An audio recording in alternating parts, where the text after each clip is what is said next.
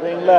17/7/2025 civil score அந்த இதில் சுற்றறிக்கை விட்டு விவசாயிகளுக்கு பெரிய துன்பம். பயிர் கடன் வாங்குறது, மற்ற கால்நடைகள்லாம் சம்மந்தப்பட்ட கூட்டுறவு வங்கியில் கடன் வாங்குறதுல மிகப்பெரிய பிரச்சனையாக இருந்தது.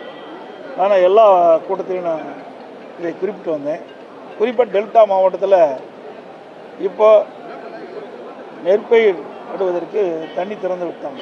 டெல்டா மாவட்டத்துக்கு தண்ணி திறந்து விட்டாங்க, காவிரி தான். இப்போ அந்த விவசாயிகள்லாம் தொடக்க வேளாண்மை வங்கியில் போய் கூட்டுறவு வங்கியில் போய் கடன் வாங்குவதில் பெரிய சிக்கல். பல சான்றிதழ் பெற வேண்டும் என்று இன்றைக்கு அங்கே இருக்க தொடக்க வேளாண்மை கூட்டுறவு வங்கியை சேர்ந்த நிர்வாகிகள் சொன்ன காரணத்தினால கடன் பெற முடியாத ஒரு சூழ்நிலை இருக்குது. அதை நான் டெல்டா மாவட்டத்தில் சுற்றுப்பயணம் மேற்கொள்கின்ற பொழுது எல்லா மாவட்டத்தில் இருக்கின்ற அங்கே இருக்கிற விவசாய சங்கத்தை சேர்ந்த விவசாய பிரதிநிதிகள், விவசாயிகள் இடத்துல கோரிக்கையை வச்சாங்க.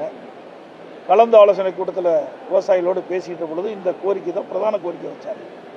இந்த சிவில் ஸ்கோர் மிகப்பெரிய கஷ்டத்தை எங்களுக்கு உண்டாக்கியிருக்காங்க. இதை ஏற்கனவே பழைய முறைப்படி தான் நாங்கள் பயிர்க்கடன் வாங்கக்கூடிய சூழ்நிலை உருவாக்கித்தாங்க. நாங்கள் அதன் அடிப்படையில் பாரத பிரதமர் அவர்கள் இங்கே தான் வந்தபோது, திருச்சிக்கு வந்தபோது தான் அவரிடத்துல நேரடியாக இது குறித்து கோரிக்கை மனு வச்சேன்.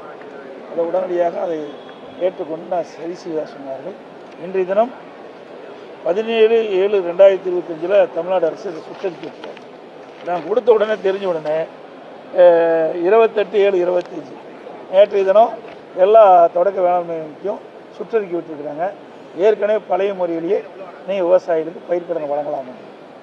ஆகவே எங்களுடைய அரசு எங்களை பொறுத்த வரைக்கும் ஆட்சியில் இருந்தாலும் இல்லாவிட்டால் மக்களுக்கு பிரச்சனை ஏற்படுகின்றது. அந்த பிரச்சனையை தீர்ப்பதிலே முன்னணியில் இருப்பது அனைத்து இந்திய அண்ணா திராவிட முன்னேற்ற கழகம்.